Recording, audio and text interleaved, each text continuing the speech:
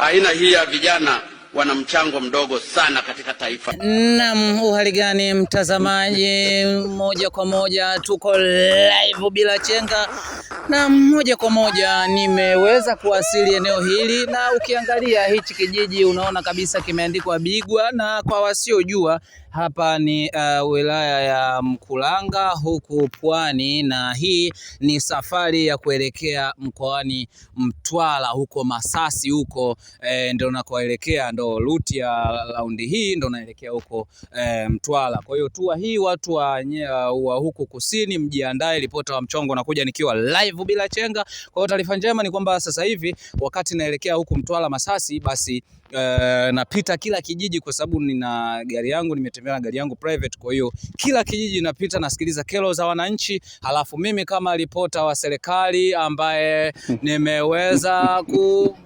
pewa ka nafasi fulani ka kujitolea. Kwa hiyo napita kero hizo, naweza kumalizana nazo punde si punde namalizana nazo. Na nimefika hapa nimesikia kuna watu wananuka vijasho, wanakuja makazini huku wananuka vikwapa na hawanyoi vikwapa. Sasa nimefika hapa kwa ajili ya kufanya ukaguzi kwa mama ntilie ambao wananuka vikwapa na hawasafishi sehemu zao nyeti hadi wanakuwa wananuka. Na kwa nini usafishi sehemu zako nyeti? Basi mimi kama ofisa nimefika kwa ajili ya kufanya ukaguzi mbalimbali wa kina, kwa sababu usafi ni muhimu ili kuzingatia kuto kuambukiza na magonjwa ya hovyo. Kijiji ni Bigwa, na hapa Bigwa umeona watu walikuwa wengi hapa Bigwa, watu walikuwa wengi, lakini baada ya mimi kufika tu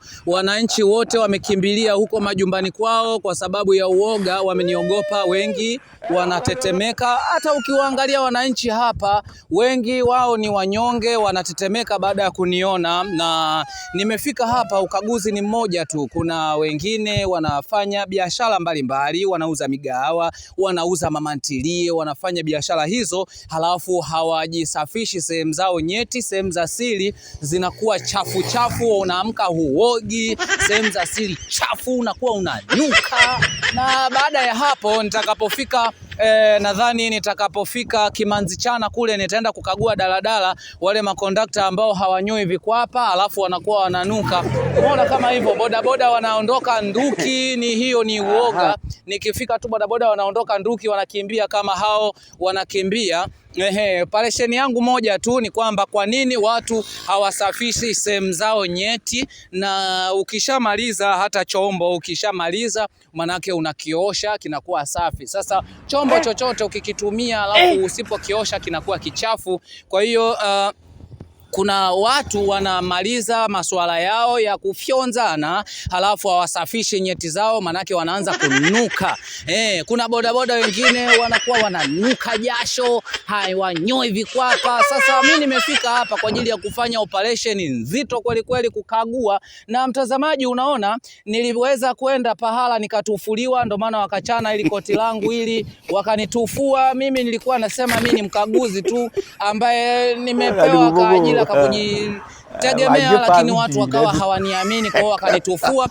Mashabiki zangu, kama namna gani una koti lako zuri nichangie niweze kununua koti lingine ambalo zuri. Umeona hapa huwa wanajaa watu, huwa wanakuwa watu wengi sana, lakini baada ya mimi kufika watu wamekimbilia majumbani kwao, wamekuwa waoga. Na nimeambiwa hapa bodaboda kama 20 wamekimbia, wameenda huko kwa sababu ya uoga walionao, na wameogopa kwa sababu wameniona tu kwamba mimi ni mgangari kweli, ninaweza nikawavunja taya zao, na ndio maana wamekuwa waoga. Na ukijaribu kuangalia unaona watu wako hapa, lakini wengi wao wanatetemeka, wamekuwa waoga baada ya kuniona. Na ukiangalia na kinachowapa uoga ni hiyo buti, wameangalia tu buti, wengi wameanza kutetemeka. Sasa hapo bado sijawatenganisha mbavu zao. Kwa hiyo moja kwa moja mtazamaji, unaona watu wanaendelea kukula pale. Na jamani, vipi hali hapo?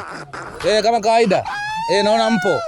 Umeona, basi hao ni baadhi ya watu tu ambao wengi wamekuwa waoga na wanyonge baada ya kuniona mimi, na wengi wanatetemeka. Hata ukiongea na mmoja hapa anashindwa hata kuongea. Kwa mfano mkubwa hapa anashindwa hata kuongea, namna gani ambavyo amekuwa muoga, na huu uoga unasababishwa na kuniona mimi. Lakini ninachowapongeza, pikipiki zao safi, ukiangalia hata pikipiki safi, hata ukimbeba abiria zinakuwa safi, na waliobaki hapa wengi ni wasafi. Wachafu wote wamekimbilia huko. Nimesikia kuna wengine walikuwa hawanyoi hata vikwapa, sehemu zao za siri hawanyoi, wamekimbia. Sasa hii ni operation nzito ya kukagua watu ambao hawanyoi sehemu za siri, alafu hawanyoi vikwapa, vinanuka, abiria wanalalamika kweli kweli. Kwa hiyo mimi ndo mkaguzi maalum, na labda tuongee na mwananchi. Bana, naona daftari, kuna mchango nini? Kuna mchango? Hili daftari hapa sisi tangu wazee wetu walivyoanza mgundi huu, maana yake kuna utaratibu wa zamu. Kwa hiyo mtu akifika kwanza asubuhi anaandikwa jina lake hapa kwenye daftari kama unavyoliona hili, anapakia, akiondoka nafutwa, akifika tena baadaye anaandika tena chini, kama kaida maisha yanaendelea mpaka saa 12 jioni, zamu imekufa. Umeona, ni mwananchi huyo amejaribu kueleza kwa shangwe kubwa kwamba hichi kijiji kuna pahala wanawake wanajiuza, na hao wanaojiuza basi yeye anaweza kuandika majina, wanaleta hapa majina yao, na labda majina mpaka sasa hivi majina yako mangapi? Sio wanawake wanaojiuza. Hili daftari kwa niaba ya kuandika zamu bodaboda wanaofanya kazi hapa. Sio wanawake wanajiuza, au sisi hatuwafahamu. Okay. Sisi hapa kwa ajili ya daftari hili, kwa ajili ya abiria wetu bodaboda hapa wanaopakia, anaandikwa jina, akiondoka jina linafutwa, baadaye anaandika tena jina tena chini. Na inasemekana baada ya mimi kufika hapa mmekuwa waoga na mmekuwa mnalia hapa na kuogopa kweli kweli. Na kwa nini mmekuwa waoga kiasi hicho baada ya kuniona? Kikawaida binadamu anapomwona mtu mgeni ni lazima awe muoga. Kwa sababu gani? Hapa kuna vima vipya vipo vingi. Na siku hizi binadamu hatuaminiani manake. Kwa hiyo lazima mtu anapomwona mtu mgeni awekee hofu kwa mazingira yake jinsi alivyo. Okay. Umeona, ni huyo mwananchi ambaye anasema wamekuwa wana hofu kwa sababu hapa wanasafirisha vitu vya magendo, vitu vya wizi. Sasa mnasafirisha vitu vya wizi kama vile nini na nini? Kwa sababu umeeleza kwa furaha hapa kwamba biashara yenu ya usafirishaji wa vitu vya wizi inawalipa, na ndio maana mmekuwa mna shangwe na mnasherehekea.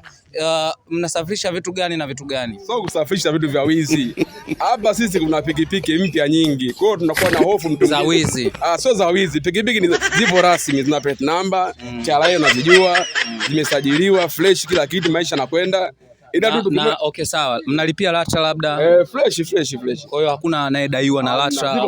LATRA ipo kwenye system sasa hivi. Hata ikiwa kwako tunalipia, au kija LATRA kikagua kwenye system fresh, maisha yanakwenda. Na huku inasemekana walio wengi sana wanaleta pikipiki za mikopo kusaidia vijana waweze kujikimu katika maisha yao ya kila siku. Je, hii unataka kuniambia kwa pikipiki zilizo nyingi hapa vijana wamenunua wenyewe au wameletewa mikopo?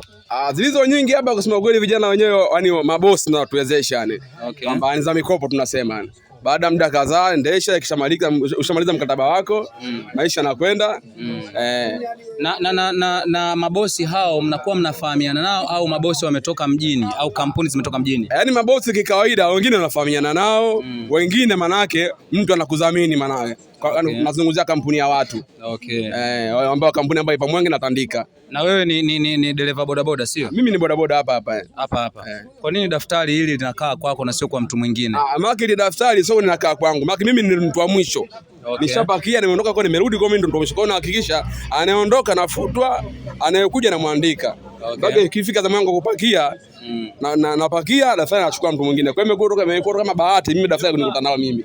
Umeona, amesema kwamba hizi pikipiki zinaletwa na mabosi hao wanaleta kwa sababu ya usafirishaji wa bange, na wanasafirisha bange hapa, wanazitoa wanazipeleka Mwalusembe, na ukipeleka Mwalusembe labda mzigo wa tipu moja ni kama kiasi cha shilingi ngapi? Kwa sababu umeeleza kwa furaha na umesema una hela mzigo wa maana hapa, kwamba hata mtu akikushtaki una uwezo wa kufuta kesi na kumtia lock up. Tripu moja ya bange unaweza ikakuletea bei gani? Sisi hatusafirishi bange. Sisi tunasafirisha abiria. Auogopi labda kusafirisha bange na mirungi? Mimi biashara sija kuifanya. Au sio? Unaitwa nani? Mimi naitwa Sefu Ali Bungulumu. Bana, hii ni ripoti wa mchongo bana, usio na wasiwasi. Sasa bana.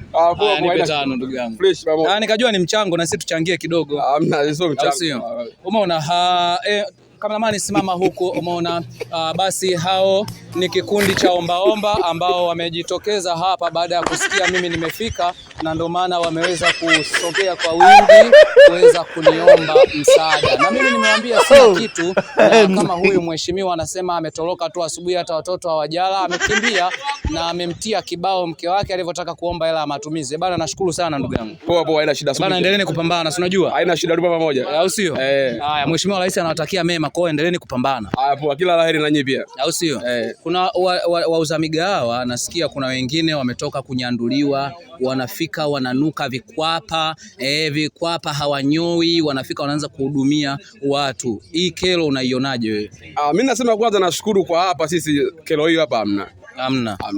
Umeona, amesema ni mgawa huu hapo nyuma na amemuonyesha kuna mtu hapo, na huyu amesema yuko tayari kwa bifu, na hata wasipomuuzia chakula yeye fuleshi tu na haogopi lolote. Unajiamini nini hasa mpaka kusema kwamba ni hapo nyuma hawasafishi kikwapa? Sio kweli, swala hilo sio kweli. Kwa hapa mgawa huu hamna. Haya basi, hamna shida. Mtazamaji, bodaboda wameweza kutoa ushirikiano mzuri tu, na kwa hiyo baada ya hapo naenda huko, na umemwona mheshimiwa huyu mwenye jezi ya Yanga ameweza kuniibia siri kidogo kwamba yeye anauza maboga na shamba lake lipo huko mbele kidogo, ndo anaenda kukagua kwa sababu kuna watu waliiba usiku wa jana. Umeona, baada ya kufika hapa nimeweza kuwakuta. Kameramani simama hapa, kameramani simama hapa, tuko live bila chenga, na uonyesha simama hapa kameramani, onyesha mtazamaji namna mtu atakavyochezea buti wako changamka moja kwa moja, nitakavyomtenganisha mtu taya moja kwa moja. Bana, nipe 5. Umeona bwana mkubwa huyo ameweza, umeona kama huyo. Sasa rasta hizi za nini? Manake hawa wanaweza kawa vuta bange, wanakuja kuleta bange kwenye kijiji hiki, mwisho wa siku mambo yanakuwa ya hovyo. Nilisahau mzigo wangu, nilikuja nao hapa na uchukua moja kwa moja. Kameramani, sasa moja kwa moja operation nzito ya kutafuta wauza bange. Sasa unanyoaje, unafanyaje hivyo unakuwa na rasta? Manake huo ni upuuzi. Kesi imebadilika, tulikuwa natafuta Samani bana. Mimi hapa napata chai, kwa hiyo unapopiga kelele hapo jao. Afu kitu kingine, kuna watu wengine wanatoka kule vijijini unakuta wamefanya mauaji, wana kesi. Umeona? Hatupendi kusamani, hatupendi kurekodiwa. Mimi sio Diamond, mimi sipendi kurekodiwa.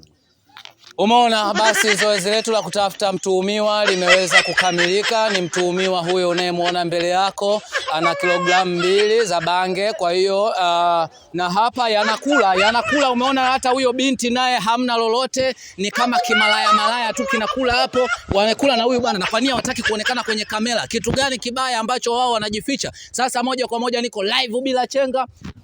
Samani, nyamanza basi, acha unazingua mzee, umeona amekili, anaanza kuomba msamaha. Anasema ni msamehe, manake mtazamaji walinichana hili sweta, leo nataka wamalizie. Walichana hili sweta, leo nataka wamalizie. Unajificha nini? Umeona anajificha. Huyu anajificha, manake ni mshenzi huyu. Onyesha kameramani damu zitakavyoenda kumwagika. Wewe ni mpuuzi tu, uweze kujificha, na wewe ni kenge kama kenge wengine, na uweze kunifanya lolote. Moja kwa moja niko live mama sasa hizi. Umeona muuzaji? Mama sasa hizi. Kwema. Mambo. Kuna wafanyabiashara wengine wanauza migahawa wanakuwa hawazingatii usafi. Wewe unazungumziaje? Kwa maana kwamba wengine wanaweza kuwa wanazingatia usafi lakini wanawaharibia wengine. Wewe unalionaje hilo? Mimi naliona tu kawaida. Kwa hiyo endelee kuwa wachafu. Ndio. Umeona ni mama huyo ambaye amesisitiza kwamba wanaouza vyakula wawe wasafi, kwa sababu mnawaharibia biashara wengine. Na mafuta gani ambayo mnatumia kupikia chapati labda? Mafuta ya kula. Ya kula. Umeona, amesema haya ni mafuta ya punda kwa sababu yule punda akishakaushwa basi kuna mafuta, kwa hiyo yale mafuta ndo wanayakamua, wanayachuja sawa sawa, na umeona hata hao mabinti na huyu bwana mkubwa wanaokataa kurekodiwa manake wamekula chapati kama 6. Na mtazamaji, basi kulingana na hilo basi moja kwa moja basi kuna kazawadi ambako nimewabebea hawa shenzi ambao wanakuwa wanafanya vitu vya hovyo hovyo, mwisho wa siku mambo yanakuwa sio mazuri. Sasa mtazamaji, kameramani tunaenda kutoa samani. Kiongozi, samani. Tukuelewe. Nini? Kwanza umetoka wapi? Unakuja mimi ni mwandishi wa habari wa serikali ambaye nahoji watu kwa nini mnakula. Mtazamaji, kesi imepatikana, wanakula wanashare sahani moja. Huu ni uchafu uliopitiliza, na huyu bwana mkubwa, ngoja nimnuse. Linanuka kikwapa na linaonekana halijaoga tangu asubuhi. Sasa kameramani, kamata hivi na ili niwaonyeshe kwamba mimi ni jeuri kiasi gani. Naenda kuonja kwa sababu nionje kama haya maharage labda yana kiwango. Kwa hiyo ngoja wewe. Chapati mbichi na labda niangalie maharage yakoje. Onyesha kameramani onyesha. Na yenyewe mabichi. Sasa adhabu, nyinyi hamwezi kula vitu vibichi moja kwa moja. Na wewe unamwangalia nani wewe bwana mkubwa? Leta hapa, hatuna muda wa kupoteza. Leta mazaga. Shika hivyo mfuko moja kwa moja. Nyinyi wapuuzi, hamwezi kuniharibia, hamwezi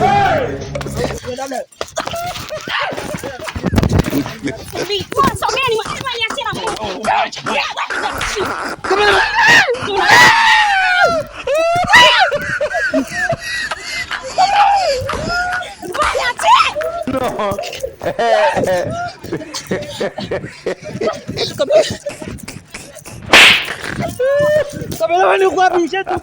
Naomba mnisamehe.